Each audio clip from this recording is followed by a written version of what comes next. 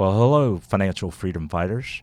I'm here with Nick Perry, and we're going to talk to you about, he's going to talk about how to virtually wholesale throughout the nation. And one thing I love about Nick is whenever we talk about what's your market, or someone asks him what's his market, his response is the nation.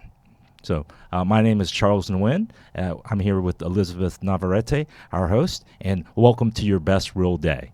And Elizabeth's going to talk a little bit about an event that we've got coming up in October. Hello, everyone. Thank you for joining us to The Best Real Day. This is episode number 2, and we are in Houston, Texas with Nick Perry, hailing all the way from Austin, Texas. So thank you for joining us. And he is actually going to be a speaker at our WholeSCALING event, WholeSCALING Live in Houston, Texas, October 4, 5, and 6. In the Woodlands, which is Houston, Texas. And we just wanted to give a quick recap on what we're going to do those 3 days. The idea behind WholeSCALING Live is to address every single issue that wholesalers have throughout their business when they're building their business to wholesale. What issues do most wholesalers have? We would agree that it would be acquisitions. And most of the events that you see around the nation are acquisitions heavy, and not really. They don't really make the emphasis on dispositions, which is really important. That's the other side of the business, right? If you can acquire all these properties, but if you're not able to offload them, when are you going to make your money? So that's really key. So that's the whole goal that we are trying to address is dispositions, lead generation, how to hire properly, which Nick will be covering that at our event. He's going to discuss how to find the right seats for your team and what would be the appropriate role for them to play so you can scale your team and have it run on autopilot. Isn't that right, Nick? Yeah, really looking forward to it. I mean, that's the most important part of a business, in my opinion, is having people, right? I mean, there's 3 things in a business. You got people, processes, and tools. That's the only thing that can go wrong in a business. And in my opinion, people is the number one asset to any business. So knowing how to attract and retain top talent on autopilot has been huge for our growth. You know, that's key because I get a lot of wholesalers, a lot of newer wholesalers asking me, how do you do it to, first of all, onboard or find out if someone's a good candidate? 1, 2, how to onboard, what the onboarding process looks like. And 3, retention, how to retain these people, how to keep them loyal and create that culture within your company so they can stay. Right? I mean, that's a... Oh, yeah. Excited to share all that stuff at the event. I mean, we could talk, for an hour just on that topic alone. But it's a simple process. I'm not doing some sort of magic or anything like that, and I'll unpack it all, at the event in October. So super excited to share. Awesome. Thank you, Nick. And so there you have it. Nick will be there October 4, 5, and 6, Houston, Texas at the WholeSCALING Live event. You can get your tickets at www.wholescalinglive.com. And we look forward to seeing you there. So let's get to it. Nick, we're so excited to have you here. I think that the topic you're going to discuss with us is something that's buzzing in our industry about how to wholesale at a national level. Yeah, that's one of the biggest things right now is, everybody wants to know how can you do deals outside of your home market, which, a few years ago, that was a problem that I was having as well. I'm from Austin, Texas. If anybody's familiar with the Austin, Texas market, it's a lot like Southern California. It's super hot, super competitive. So I was noticing, our average deal size was staying the same and our marketing cost was getting exorbitant. We were almost losing money and breaking even because it cost us 3 times as much to get a wholesale deal in Austin than it would, say, somewhere like Houston or Atlanta or any different metro market. So I had to, by necessity, learn how to do this to, keep my business running. Absolutely. Yeah. Okay. So, and just for full disclosure, I've known Nick for a couple of years now. We met, I think, at the Sean Terry event in 2016, and that was 15, man. 15? Yeah. Oh, geez. Yeah. So, yeah, time flies, and we've kind of kept in touch since then. So I've kind of seen the absolute growth that you've had, and I've had the pleasure of actually going to your office a couple times and talking with your staff. So I've definitely seen the growth. So can you maybe walk us through kind of maybe your first deal and kind of what led you up to that? Yeah, my first deal was outside of Austin, Texas, in a little town called Smithville, Texas. It's probably got 10 people there, but I ended up getting a $75,000 property under contract for like $12,000, and was able to turn around, and we got rid of it, I think, for 28. So that was my first deal, and it took me over 11 months to get my first deal. So Oh, wow. yeah, it wasn't, I watched a couple YouTube videos and then sent out a little bit of mail and I got a deal. No, it was a lot of trial and error, a lot of persistence, but the persistence paid off. I was able to take that money from my first wholesale deal to double back down into marketing, and then deal 2 and 3 came quickly after that, and then it's kind of been off to the races since then. So you mean to tell me, Nick, that you didn't cash your check and go off on a wild vacation and spend it all away? Not at all. I don't think I spent any of it. I think I was working a full-time job. I was doing inside sales, so I was making good money there. But my main goal was to be an entrepreneur and be out on my own. I didn't want to, be in the corporate rat race and have a ceiling on the amount of income that I could make. So when I took that money, I was like, great, that's more fuel to get me out of my corporate job faster. So that was my mentality. So I just put it all back in. I really love that. And I think that's key because you have a lot of newer wholesalers that they get 1 or 2 checks and they're like, I'm out of here. I'm going on vacation. I'm going to do all these things. And it's like, wait a minute. If you invest that back into your business, you will see tremendous growth in a shorter amount of time. So that shiny, what is this? The shiny object syndrome is what I see lately. And it's sad because you don't have a lot of people that think that way, where it's like, okay, I'm going to invest this right back into my business. And I would say that's one of the main components or keys as to why you grew so fast. I mean, even now, like I'm playing the long game here, right? So I'm not in this to go out, and I could go buy Lamborghinis or Rolls Royces, whatever. I could pretty much buy what I want within reason in terms of materialistic stuff. But I'm like, $100,000 in marketing is going to take me a lot farther and a lot faster than a Lamborghini will, in my personal opinion. So even when you start making it, you're still going to be just pouring into your business, because that's what's going to get you to where you ultimately want to be. That financial freedom goal. Oh yeah, no, financial freedom, and one of the things I love talking to Nick about all the time is he's one of the few people that I talk to, and whenever I talk about my goals, then he's not afraid of it, right? Whenever I talk about 80 million, then he's one of the very few people who's like, he thinks about it, he's like, okay, 80 million. How can we get there, and how can we get there faster? Right. So he's one of the very few that I talk to that don't look at me crazy, and he's like, let's go. Yeah, I mean, that's the nice thing about this business is there's really no ceiling. And especially, now we're talking about the national stuff. Like, there's no ceiling, right? Like, you can't saturate the United States. So, and then you have the rest of the world, too. It's 2019. Technology's only getting better. Data's only getting better. So it's unlocked a lot of opportunity that we didn't even have 4 or 5 years ago, where we can go and do deals all over the United States, possibly all over the entire world at this point, and really make a huge impact for the communities and for ourselves and our employees around us. So. Absolutely. Mm-hmm. So you talk about going outside and doing deals outside of your market, essentially, right? So the $1 million question: how do you determine what markets you tap into to start marketing? Yeah, we put out marketing nationally, like literally nationally. We exclude areas of rural populations and things like that. So the area has to have a sustainable population. So when we pull list, we're pulling list of all the top MSAs. When we go into when we do our PPC, we're excluding all those rural areas and bad places that are in the middle of the mountains. Right. The tertiary market. Really. All the tertiary markets, because it takes too long to get rid of the deals there. Mm-hmm. So we don't really market out in the middle of the boondocks, but anywhere that there's a sustainable population, we can make it. We can make some money. Okay. So I guess, Nick, what are your main marketing channels now? Right now, I mean, we're super heavy on cold calling. Cold calling, it works. It's scalable. It's something that's been around since phones existed, and it still works to this very day. And so that's one of our main channels. And then when PPC, we still spend a ton of money on PPC as well. Okay. Yeah, and I think we've known each other for a long time, and we've done a lot of PPC, and we've always said, hey, back in the good old days, 2016, where leads were about $10, $15 a lead, and now it's kind of like $10, $15 a click is probably good.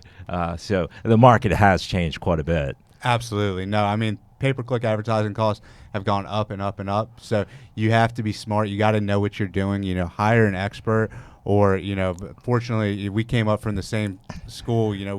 We're kind of pay-per-click nerds, and so I've always managed my own. I know Charles has managed his own, but you definitely get with somebody that can help you out with that, because it'll bankrupt you if you don't know what you're doing. So Yes. Yeah, that's money that can go very, very quickly if it's not done properly. You're right about that. With that being said, we have somebody on our team that actually does that for us.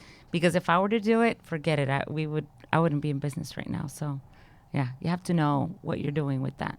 100%. Sure. But yeah, it's still a great ROI for us. I think we get about 6x return on PPC. So, still very profitable at this point. Okay. And maybe also, can you walk a little bit through kind of how you are acquiring all these properties nationally? Because I know every time we talk, you've got properties kind of in almost every corner of the nation in cities I've never heard of. Yeah, I mean, we're essentially a sales organization, right? At this point, I don't really see us as a real estate organization. We're an inside sales organization. So we've got two sales divisions within the company. We have acquisitions and dispositions, right? And acquisitions is talking to the homeowners over the phone. Doesn't matter where they are in the United States. And dispositions is talking to buyers over the phone. Doesn't matter where they are in the United States. So, yeah, the power of email, phone, and texting has opened up those doors where you don't have to be constrained to your own backyard. Yeah.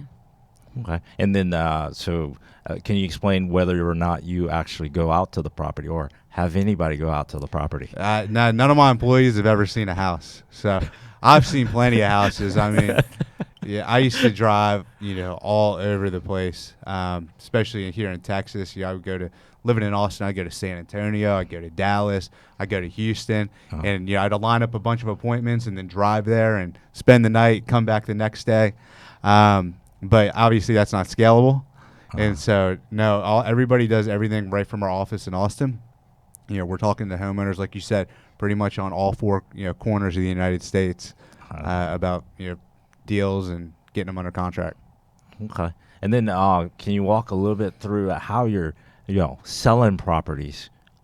Because it's one thing to actually lock up a contract over the phone. How do you go about selling it if you've never actually seen it, or for the viewers out there? Yeah, I mean, so here's a few different tips. Like, I would get a pen and paper and probably write this down, because this will save you a lot of trial and error. This took me a long time to cultivate and a lot of lost nights of sleep to kind of figure this stuff out. So, happy to share. One of the things that we do is we'll go on, just Zillow.com. I know this sounds like super elementary, but we will hit the agents pretty hard, because agents know cash buyers in every single market. So we'll go on Zillow. Type in the zip code and hit agent finder, and it's going to pull you a list of every single agent with how much they're reviewed and what stars they are and how many transactions they've done. So who in that zip code is moving properties. And then you're just going to get on the phone and start dialing. Like, we've got it systemized now where we'll text blast out, the entire zip code list of agents. That's been really effective. I'd say probably about 50% of our deals go through agents. And then another tip is, we'll go on to Zillow, and the cool thing about Zillow now is it's got a button on there that you can look up the price history, and it'll take you right to a link of the public records. So we'll say we got a duplex in Roanoke, Virginia. Now I'm using a real life example from today. We had a duplex in Roanoke, Virginia. So we zoomed in, looked at all the duplexes, and then went ahead and opened up the public records for who owned those neighboring duplexes. We saw, ABC LLC owns this. Ran a search for ABC LLC with the address. 5 times out of 10, you're going to pop a phone number on the front page of Google, right? The other times, you're probably going to have to skip trace and go alternate routes. But we'll find ABC LLC, and then we'll just call. Hey, saw you own this property on 123 Main Street. We actually got one on 234 Birch Street, and then we'll start pitching from there, and the conversation kind of evolves, and that's how we move the properties. Wow. Okay. Pretty impressive. We got a Rolodex of other ways too. We leverage social media pretty hard. We got a whole strategy around that. We'll get agents to put stuff on the MLS for us. A lot of different avenues you can go. But if I was going to give you the 80-20 that I think would make an impact for you right now, it's going to be those couple takeaways that you could take it and run with it and get the properties moved. Oh yeah, so that definitely, if you're out there, yeah. I mean, Nick's moving properties all over the country, so you want to follow what he's done and learn from what he's already done. He's already telling all you the painful mistakes and time. Yeah. Yeah. We've shared many phone calls, and it's like, oh yeah, this works or this doesn't work. So I know what he's saying definitely works. I think that's really key because having that go-giver mentality in our environment and in our industry, you don't have a lot of people doing this. So I really appreciate that you're sharing this with us, because that's how much time did it take you to realize that this is what works? I mean, I'm figuring stuff out every single day. I'm still figuring it out, right? So, I mean, when I started doing the virtual stuff, it was probably about 2016. Here we are in 2019, middle of 2019, and we're still just perfecting our processes. So, it probably took me a good, 2 years to really figure out, what works, what doesn't work, and get it dialed in.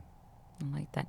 And when you started, I'm guessing there wasn't a lot of YouTube information then. I mean, when I started, I know for sure there wasn't anything out there. I mean, it was just, we were lone wolves out there trying to figure things out. So not like there is now. I mean, right. Now there's a whole entire universities basically online. Back then, I'd watch the Flip to Freedom Sean Terry podcast, and that was basically what all you had back in 15. But now it's so much information that you can really ramp up pretty quickly.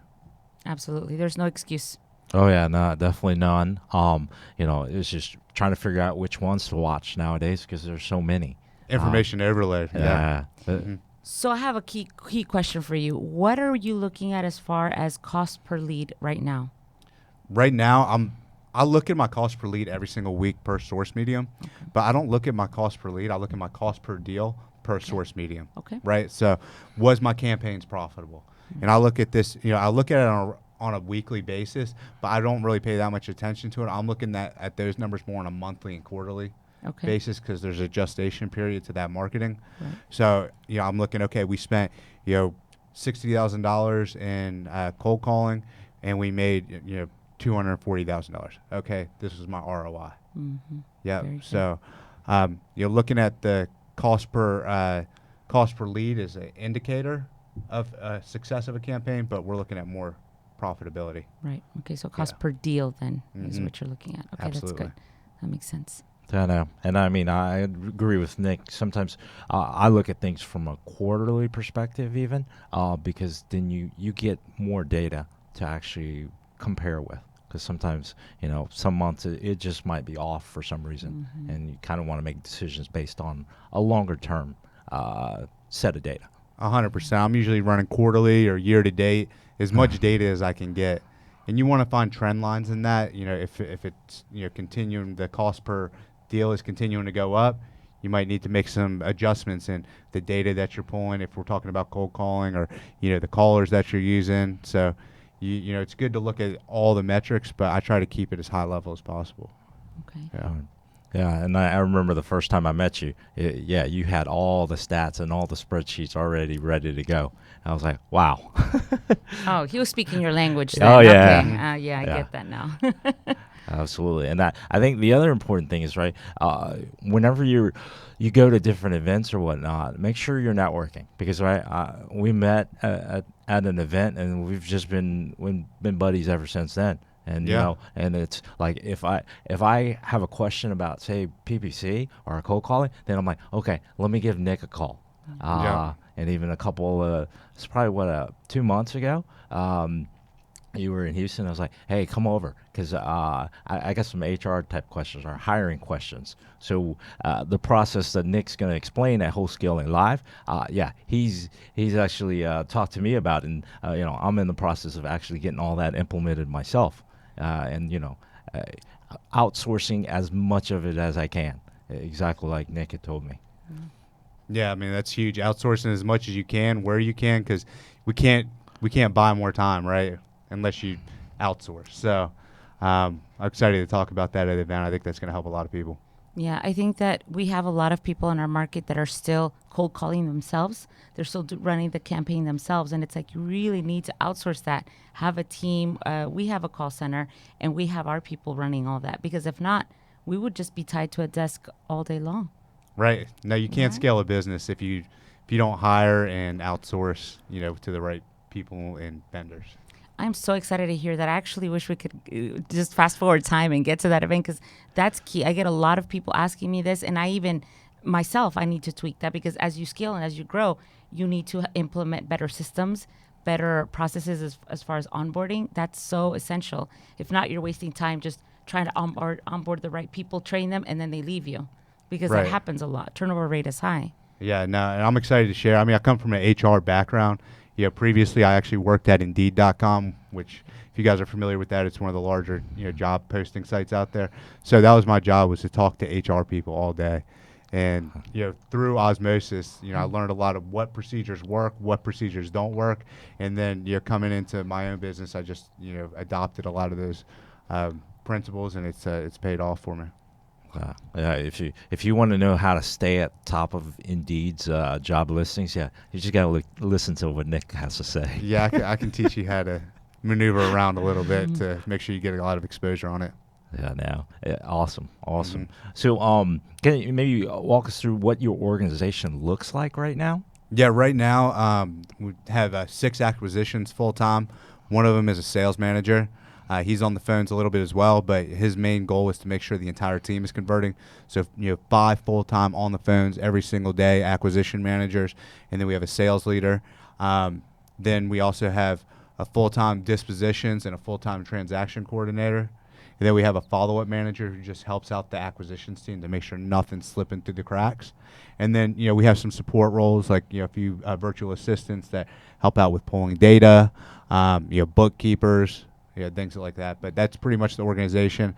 I sit in as a CEO and make sure that both sides of the business are running, the way they're supposed to. Each side of the business is hitting their own numbers. And I'm, creating leaders and promoting people within the company.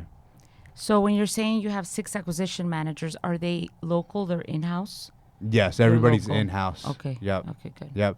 Yeah, we have, I think, 14 full-time cold callers that aren't in-house. Yeah, we use services for those, so we don't have to manage them. So I don't even count them as like employees, even though we feed their families and stuff like that. Yeah, it's that's basically the extent of our organization. We're continuing to grow, though. I mean, I think we have like 24 interviews this week. So I left my team. I left my team to come do this podcast, and they're hating me. They're looking at my calendar like, "Are you really leaving right now?" I was like, "Yeah." I'll see you guys later. Well, Uh-huh. I'll tell your team we appreciate them picking up the slack. Yes, Got thank you, and sorry. Yeah. So let me just ask. Let me step back a second. So you're doing 30 plus deals a month, right? And with 6 acquisition agents, and some of them, right? Granted, I know a little bit more about your business.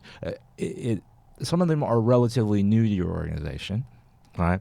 And you're still able to do 30 plus deals a month with 6 acquisition agents. And what really impresses me is 1 disposition agent. He's a machine. He's an absolute machine, and I've wanted to bring on other dispositions, but he's absolutely crushing it. And so I'm probably going to build a department underneath him. And so we're actively hiring right now for a junior dispositions who's basically going to work underneath him, help him do a lot of the top of funnel talking to buyers, and kind of groom that next disposition manager up. And I'll allow him to kind of create his own department underneath himself right now. But he's a really strong leader. So yeah, he's handling the 30 plus deals, but that won't be sustainable for much longer. Wow, that's impressive. Yeah, you do have an amazing person there. So I think I love what you said. You're going to create him as the leader, as handling that and put everyone else beneath him instead of putting somebody else beside him. That creates that entrepreneur spirit. Or do you have them like, are they 1099? They're all They're 1099, but perfect. no, it definitely helps out. Once you find somebody that shows leadership qualities, you definitely want to foster that, because once you can get them bought into the vision of the company and get them, now I'm telling them, hey, we're going to bring the next person on underneath you. I need you to get them ramped up as quickly as possible. That way we can, get the next person on, because we're hiring more acquisitions right now. And it really gets them bought into the vision, creates a lot of loyalty. So I would, definitely encourage anybody to, don't just hire employees. Think about creating leaders. Right. So I love that. Can you expand a little bit about how you're building your culture so that these folks are buying in and that they want to stay for the long term? Yeah, we're always putting out, there's a lot to say just on culture, but the biggest thing is to give people opportunities to better themselves financially. Like, what's going to create loyal employees? Money, right? Like, let's just boil it down. Like, you have to get your people paid. Like, we're obviously putting the vision out there in front of everybody. We've got our core values. But the biggest thing is, like, we're always throwing out spiffs, right? It's an inside sales organization. So if you come to my office, it's Wolf of Wall Street, minus the cocaine, right? So yeah, we're in there working hard every day. It's high energy. Music's playing. We've got a ping pong table. Everybody's got that a willingness and drive to improve themselves and the organization, because we're establishing, not just individual goals, but also team goals as well. Like, hey guys, this is where we are right now, but this is where we need to be. And then here's going to be some of the, things we do along the way. So once we cross these bridges, not only are you going to get your commission, but we're going to go on trips, throwing out different, bonuses for the team and also for individuals as well. Okay. And can you just expand a little bit on some of the spiffs that you actually give out so folks kind of see what other people and what you're kind of doing in your business? Yeah. So, right now, one of the team bonuses, once we get to 417,000 for this month, hopefully it'll be this month. We're at the end of the month, so we'll see. We got a couple of things coming in. I'm going to take the team for a long weekend in Cuba. So they'll get the option of them and a +1 to come to Cuba, or they'll get a $1,000 payout if they don't want to go. And then there's other ones too. Like, once we cross a certain threshold in a month, we'll go to the Formula One track and go karting, or we'll go rent a party barge and we'll take a half day on a Friday and go out and do a party barge and have a great time. Then, like, for individual stuff, we actually have individual prizes, for certain levels. Like, once they get past 25K for the month, there's a set of prizes. Once they get past 50K, once they get past 100K. And, the prizes get better the higher up you go, obviously. So we give them actually autonomy to put stuff they want up on the board. So, like, I think for the 25K prize, there's like a Ring doorbell on there. There's just stuff that you want to splurge on, but you don't want to buy yourself, right? Yeah. So that's what they put those things up on the board. And that stuff keeps them, competitive and, excited. We have one of the spin wheels in the office. Every week, we award a game ball for the MVP, right? And so we stand up, and I got to grab the game ball from the MVP of the prior week, and I'm like, all right, it's up for grabs. And then I'll go ahead, recap the week, and then start, announcing why the person, I think is deserving of the MVP ball, and then award them the MVP ball for the week. They get to keep it on their desk, and then they'll spin the wheel for a prize. So that keeps everybody, pretty accountable. They like it. So. Oh yeah, I think that's a brilliant idea. Absolutely, it sounds like fun. I think I may want to go join you for maybe a week. Yeah, see come what hang I out. win. You come make some calls. He'll put you to work. Right? Yeah. No, that sounds like a lot of fun. I like that. Yeah, that culture is just something that you want people to be in a relaxed environment, doing what they're supposed to do, accomplishing their goals that you set for them or they set for themselves, but awarding that's just, doesn't get better than that. I like that. Yeah, you got to create a good, culture. That's what's going to make people show up. Beer works too. Yeah. So yeah, we'll buy beer for the office every Friday, and then some days we'll bust out a bottle of tequila, whatever. Just in sales is stressful, right? So let's just keep it. Anybody that's listening right now, has been in a sales background. Like, sales is stressful, so don't underestimate the power of buying a case of beer or giving your guys a shot at the end of the day. I tell them, hey, if you've worked 8 hours, you can drink. And so that's, not everybody does. We're not in there boozing every day, but it definitely, is something that they rally around. They'll play ping pong and have a couple beers before they leave, and it allows them to relax and let loose and kind of bond a little bit more. So that's another thing that helps out with the culture. All right, cool. Yeah, sounds like a real fun place. Absolutely. So maybe switching gears a little bit. I mean, because I'm a systems guy, so maybe we can dive a little bit into kind of maybe some of the systems that you're actually using in your business. Yeah, I mean, where do you want to start? Because there's systems in almost every portion of the business. There's systems on marketing, acquisition, dispositions. So let's start with marketing. Mm-hmm. Yeah, marketing. We got systems. We'll break it down. I mean, looking at what we're doing for cold calling right now. We're using ListSource for our data. In my opinion, that's the cleanest data you're going to get. It comes from CoreLogic, so I have the most faith in that. Obviously, it's expensive; you got to pay for it. But data is the foundation of your business. If you don't have good data, then you're not going to have good results, no matter how good your other people or team is. So, make sure you get good quality data, good quality skip tracing on the cold calling side, or if you're doing RVM or SMS. Don't skimp out and try to use cut rate data or skip tracing. I always advise just don't ever buy cheap data, because that's the one big mistake I know I've made, is buying cheap data, and then now I almost can't purge it now from some of the things I'm working on. Well, you get what you pay for, right? You Yeah. want to go cheap, you want to cut corners. What kind of results are you going to get from there? Yeah. Absolutely. Okay, so you grab your list from ListSource. Which lists are kind of the ones that you're targeting now? I mean, we do high equity unknown on everything, and then we'll just blanket areas. So, we'll just go in, and the cold callers will carpet bomb a city, and then we'll get a bunch of deals, and then we'll go to the next city, and that's kind of how it goes. Okay. So then how often do you recycle and come back to the same city then? We'll continue to hit a list. Usually, we'll wait until our contact rate gets low. Our cold calling companies are really good at communicating with us and letting us know, hey, this list isn't producing the results that it was. We're getting X amount contact rate, and we'll continue to make sure that it got good data. And then I would say, quarterly, we're going back into the same area. So we'll repull the same list and then go back in. Okay. Yep. Okay. All right, good. So you skip tracing and then your cold callers. What cold calling tool are you using? Cold calling, we have a call center over in, we have one in the Philippines and then one also in Egypt as well. So we use both of those call centers. The Egyptians are really, really good. They've got high-speed internet over there now, and they have very Americanized accents. So you may consider looking into them, because they're definitely beating our Filipino call center right now. But, I mean, they work hard and they do a great job. So we keep them on. I don't put all my eggs in one basket on cold calling. So. Got to have a contingency plan. That's right. That's right. And use multiple markets for that. That's where we're at. Actually, we have people from Venezuela, and we're using people from Nicaragua as well. So we have two call centers. Our call centers are based out of those two cities. People ask, well, why Venezuela if they don't have electricity half of the time? But there are centers where they actually go and work at, where they have strong internet, and they also have they will always have electricity. So it's just little pockets in the city.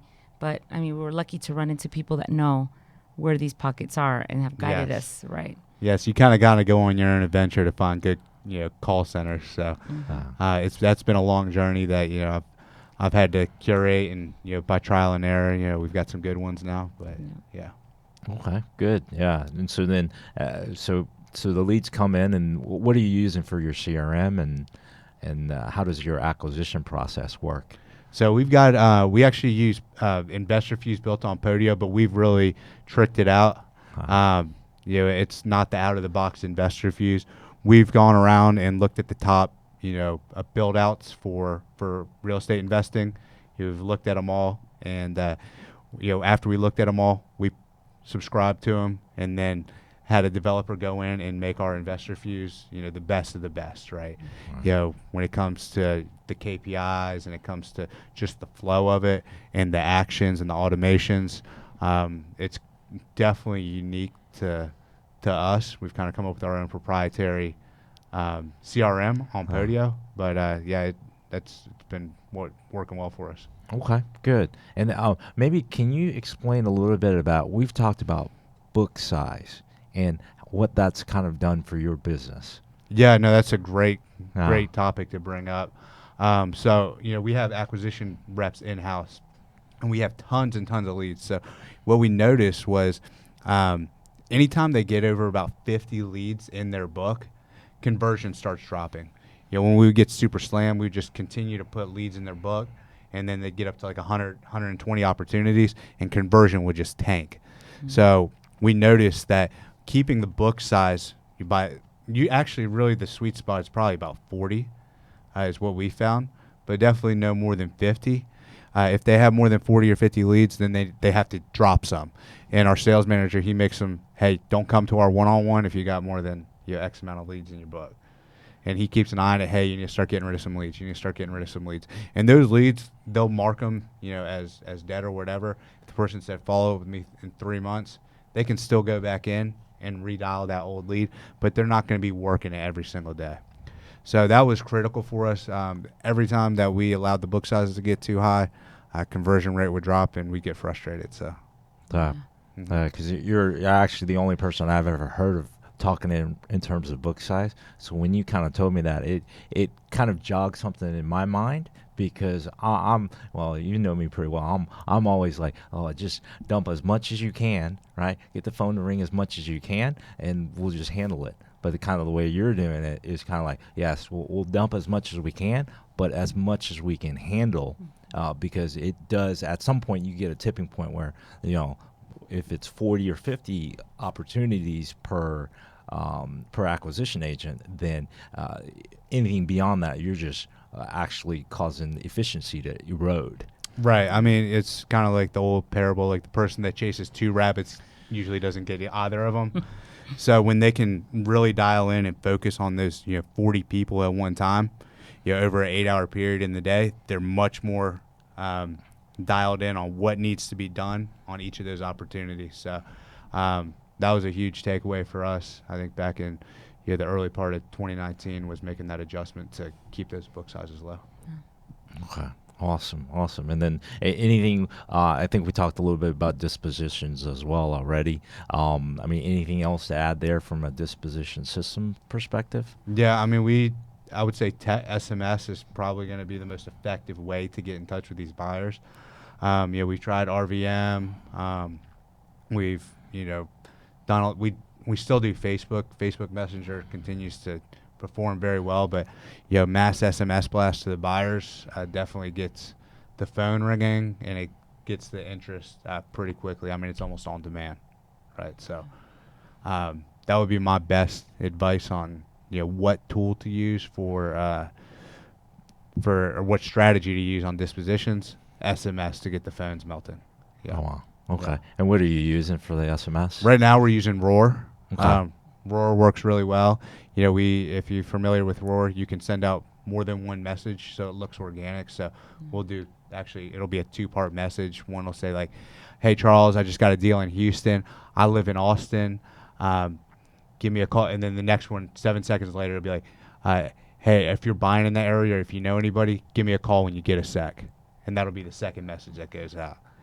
And then everybody's like, oh, well, let me give this guy a call and see what he's talking about. So. Oh, that's brilliant. Yeah. Because I've always, just sent one, but 2, yeah.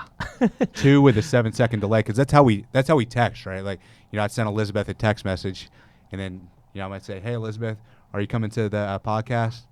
Let me know when you're going to be here. I'd send it, the second message. So it's just normal for people to see text messages like that. That's a really cool feature that got put into Roar.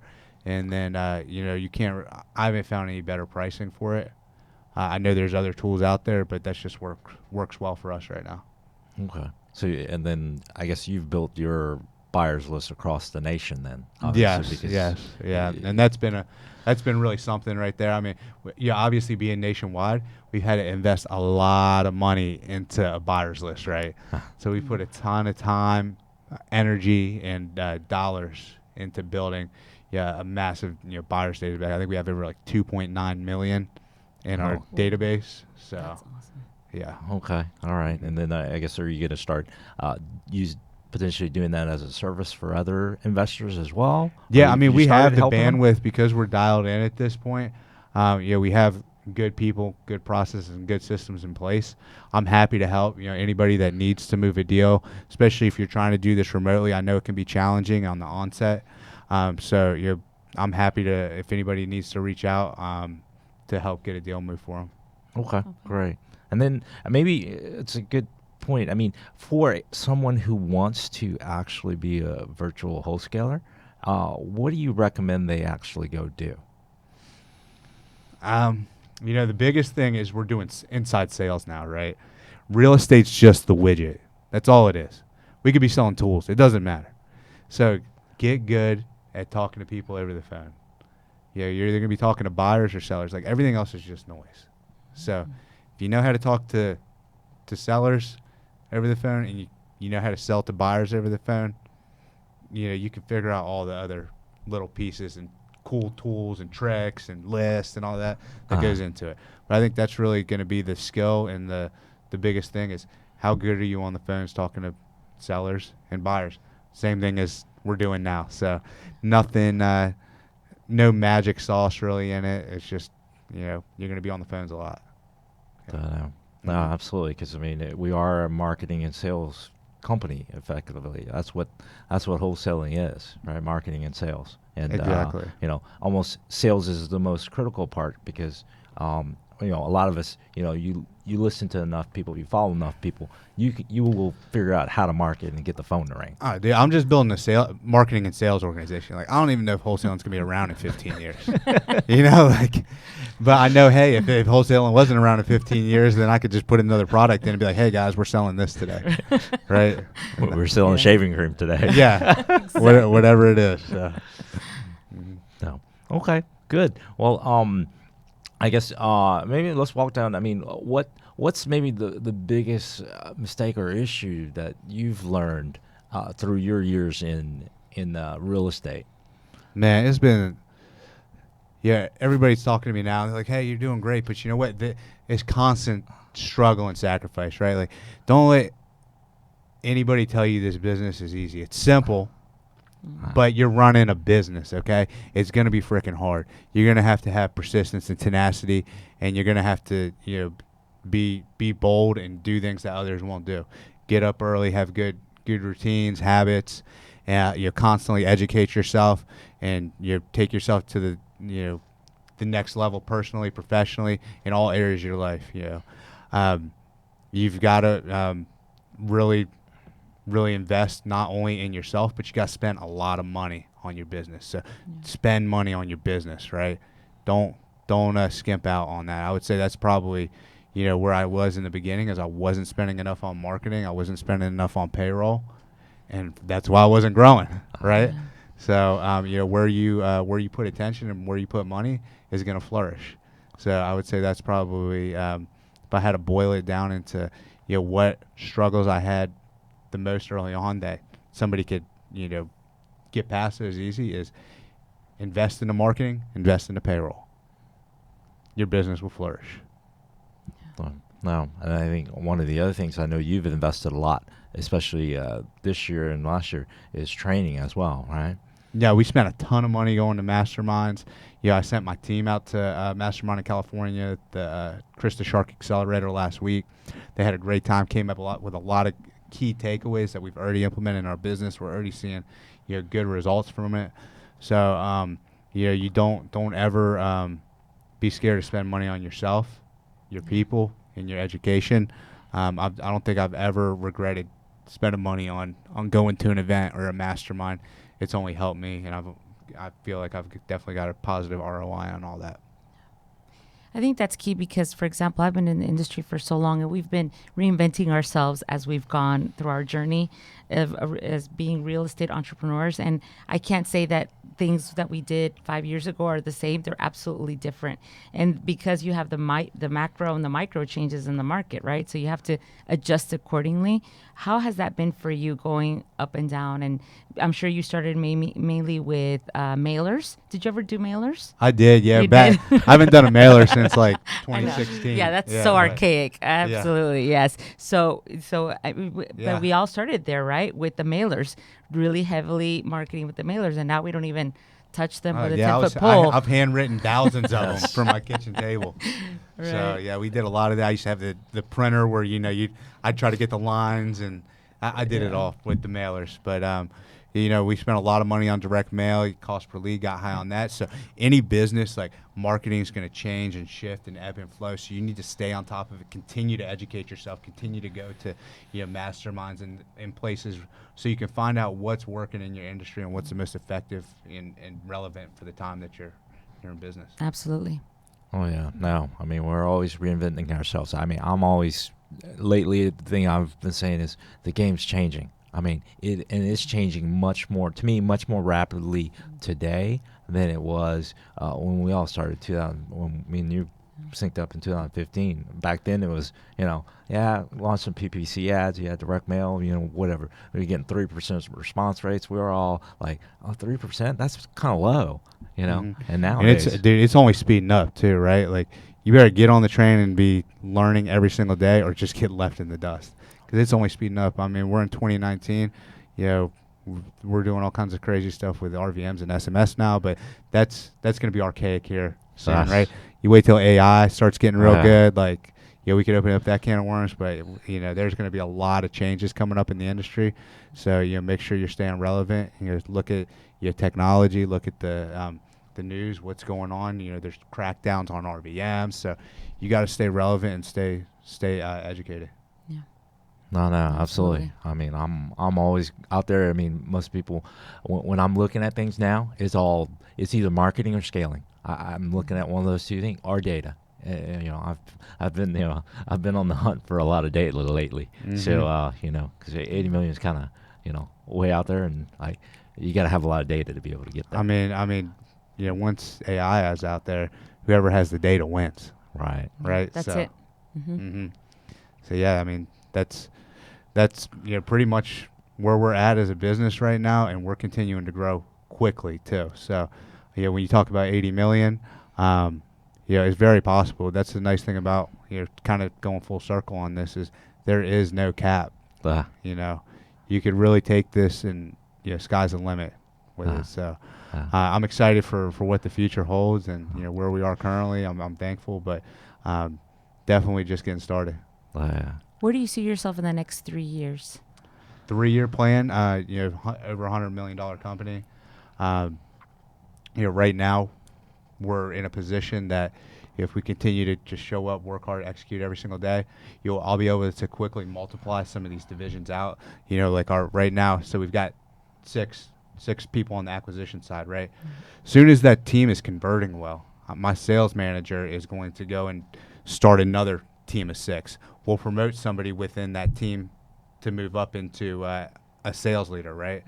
Then once my sales manager creates another team of 6, now we're doing multiplication. We're not just adding, right? We're multiplying. Same thing on dispositions. Once he's got a team of 2 or 3, it's converting, everything's dialed in. Then we'll go create another dispositions team of 2 or 3. Then once that's dialed in, we've got process in place. Now we're doing multiplication, right? So eventually, 3 years from now, probably in terms of head count, it's really hard to project that far out. You know how it is being a business owner. 3 Right. years is almost an eternity, right? I know. Like, Might be another widget by then. yeah, who Right. knows? Who knows? But like I said, the sky's the limit. I'm trying to create teams. I'm trying to create leaders. So the more teams and leaders I can create, the faster and more money we can make. Absolutely. I mean, like, my vision of it would be like, I'd have a probably 10,000 square foot office with 11 acquisition teams of 6 people, or who knows, 22 acquisition teams of 6 people, and 8 disposition teams of 3 or 4, and a team of TCs, and then that's how sales organizations are built. You have your directors of the teams, and then you have your senior directors of the office, and then your vice presidents. So I've learned a lot from how sales organizations are structured in the corporate world, and I'm modeling that in what we're doing right now. Very good. Okay. Cool. Well, one thing I like to ask people as well is kind of successful people is kind of what does your day look like in terms of do you have rituals or things like that you follow? I do, yeah. I mean, the first thing I do every single day when I wake up, when I open my eyes, is I say, thank you, God. Like, thank you for, this day. Thank you for this beautiful house. Thank you for, this dog, my fiance. Thank you for, and I just continue to go through that gratitude list. And then, I pray, I thank God every day for what he's given me. I ask him to bless, my day and everybody that I come into contact with. And, I talk about, and then, once I come out of, my prayer, I'll usually get into the car and I've got a meditation. I usually get up about 5:30. I'll go straight to the gym and I'm super tired. Like I'm just driving to the gym, like half asleep, but I get there and then I have a meditation. I'll do a meditation in the car. Before I go into the gym. So once I finish my meditation, I'll go into the gym, work out. I'll usually do about 30 minutes of cardio just to get started, and then work out for about 45 minutes, do like 45 minutes of lifting. And then from there, get ready for work, go straight to the office. Usually get to the office about 7:30 and start my day. I like to get in there before everybody else does. I'm a lead from the front kind of person. I still like to be first one in, last one out. So I'll get in there and really get most of my productive work done the first thing in the morning. So before the phone's ringing, before all my employees are in there, that's when I'm doing my most productive work. Is I usually between 7 and 8:30, and then that really starts the day off. We're going through deals, we're doing deals, putting out fires as they come up in the business, and grinding, and then usually start wrapping it up in the office about 6:30. Sometimes up to 7 o'clock. Get home, eat dinner, spend some time with the fiance and the family. Always try to spend some quality time with them. Sometimes we'll go out to dinner, or we'll go out and see a movie, or we'll just spend some quality time like in the backyard, and we'll grill together. And then at night, we'll wind down, usually maybe watch a movie. And then that's pretty much it. I'll kind of bookend my day again with, just some gratitude and some prayer before I go to bed. You always get down on my knees and say my prayers before I go to bed. And that's it. Get up and do it all over again. Wow. So that's a normal day. Yeah. Okay. Good. I mean, and what else do you like to do for fun then? Yeah, I mean, for fun, we love to travel, right? So we're always, planning a trip. It gives us something to look forward to. We're constantly searching, like, okay, hey, I'm looking at the new flight deals for the month. Like, hey, we can go to Cartagena next weekend, and Nice. or Colombia. wherever, right? We're always looking, hey, where do we want to go next? Like right now, we're probably going to end up going to New York City here soon, then Turks and Caicos, and then my main one is I want to go to Dubai. That's on the radar. Nice. So. That's one of the things we love to do is we love to travel. But then, outside of that, man, we're got a great group of friends in Austin. So spending time with them, they make it a lot of fun. We're always getting into something. There's always a festival. If any guys have been to Austin, Texas, there's always something going on, right? So we're never bored. I can tell you that. Yeah. Nice. Yeah, you have a lot going on over there in that city. It's a great city. Oh, I love living there. Yeah, absolutely. Very good. Okay. So the other thing I wanted to ask you about is, and we didn't get on this too much yet, but can you explain to people your story of how you actually even moved to Austin, Texas? Yeah, no, I'm happy to do it. So, I really just picked up my stuff and left. And kind of to elaborate on that, I was living in Northern Virginia. That's where I grew up, right outside of Washington, D.C. I've been a personal trainer, when I was living up there, and one of my clients gave me a job to go around and open up frozen yogurt stores all over the country, like the soft serve places where you can go make your own cup. Right. So if you were going to open one in Houston, I'd tell you when to order your equipment, and Okay. and then I'd come down to Houston and help you get the store open and train your employees, and then I'd go to the next one. Right. And that was a big fad back in like 2011 to 2014. That really dried up. Everybody stopped doing that. So my job slowed down a lot, and my leash was coming up to an end, and I knew I had to make some, life choices. And so I had traveled to most of the major cities being in that position, and I chose Austin, Texas. I had actually come here on like a side trip. I was opening a store in Dallas, and there was some delays, so I took a trip to Austin and fell in love with it.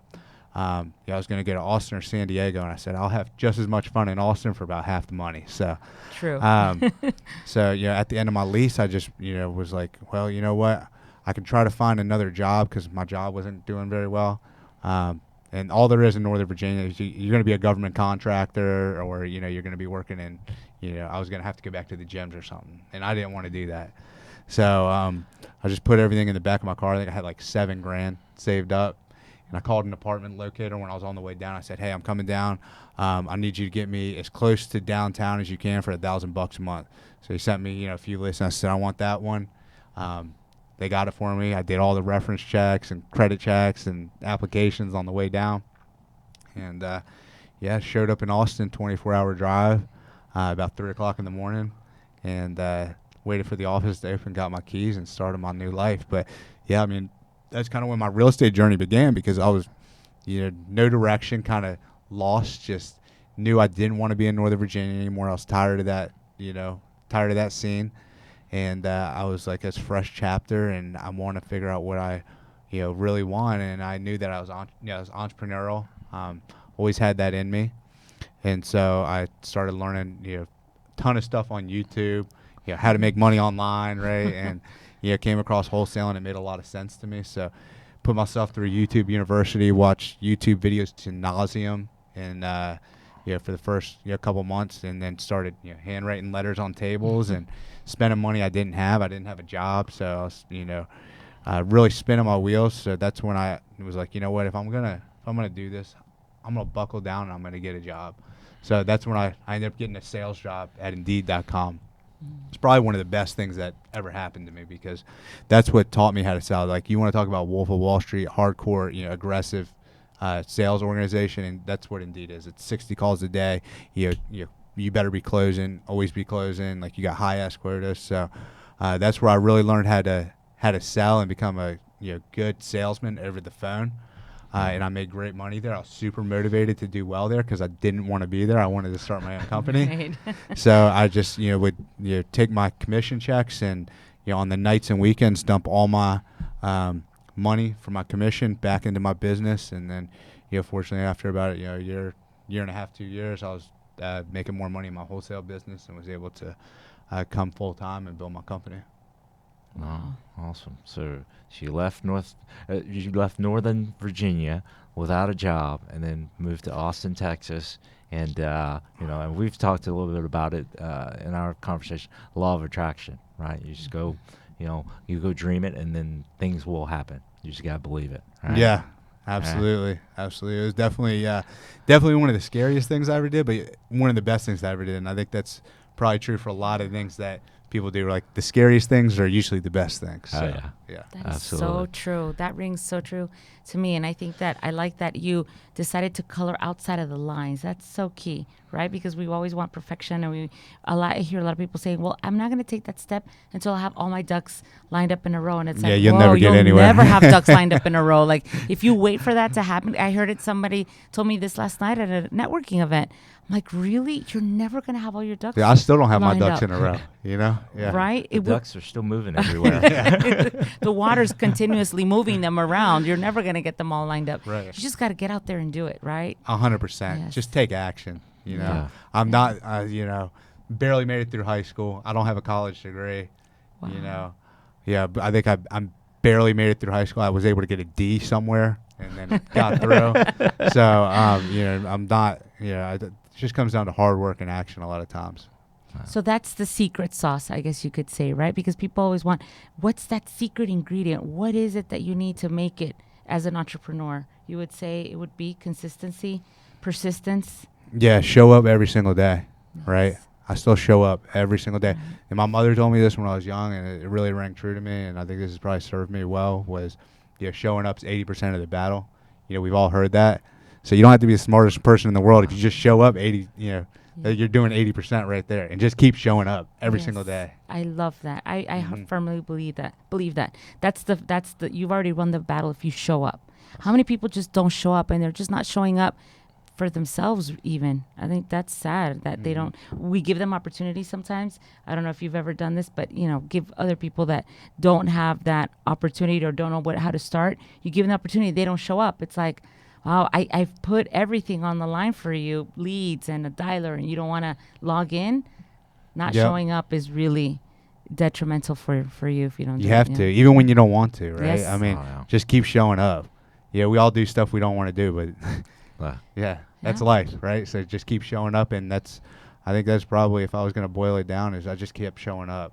Even when it hurt, I still get punched in the mouth every single day in business, but you just got to keep getting up, keep showing up, and, eventually, you'll look back and you've done some things, so. Yes. Absolutely. Absolutely. So, I guess Nick, in terms of just imagine if this is all about being your best real day. So, I mean, imagine if your business was running on complete autopilot. Money was piling in every day. You never had to worry about whether you needed to show up or not. Then, I know you'll always show up. But if that were all the case, what would your best real day look like if you didn't really have to show up to work? I still have to contribute to society in some meaningful way. So, I'll probably end up getting, 2 or 3,000 acre ranch somewhere, and then just putting just lines of dog kennels on it, right? Because I'm passionate. I love dogs.